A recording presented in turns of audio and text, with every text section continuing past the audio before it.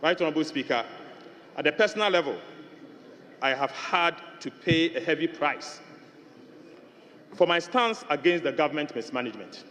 Mr. Speaker, my recent prosecution, or call it persecution, by the Attorney General over frivolous and trumped-up charges was calculated to silence, intimidate, and completely extinguish a known dissenting voice. Right Honourable Speaker, my crime, Mr. Speaker, was that I sounded alarm bells on an economy that was being mismanaged and ruined by an act and omissions of a select few in government. The fact that my prosecution began in the wake of the tussle over e-levy should not be lost on anyone, that I became an instant target for the regime.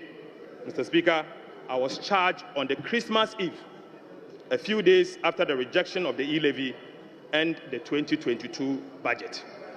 Right Honourable Speaker, from that point, the Attorney General and the Minister responsible for Justice, Godfred Yeboah-Dame, in whom the prosecutorial powers of the state is vested, was determined to deploy all crude tactics, including the use of subterfuge, to achieve his ends of malicious prosecution just to satisfy the regime.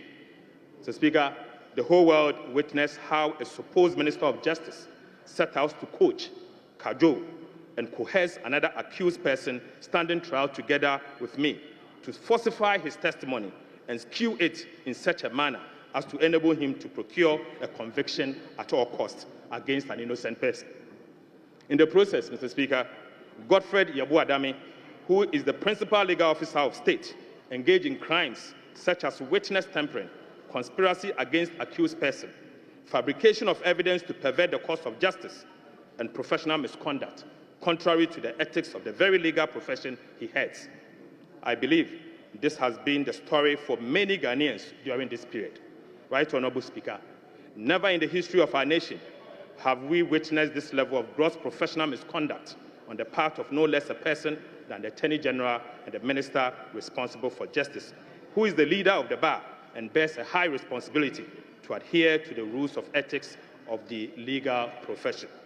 Mr. Speaker, I'm not against prosecution of wrongdoing.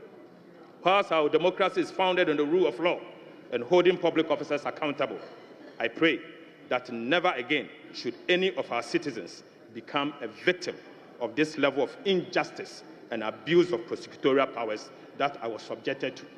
Right Honourable Speaker, despite the painful experience, I count it as part of the hazards of politics and service to the people of Ghana. Mr. Speaker,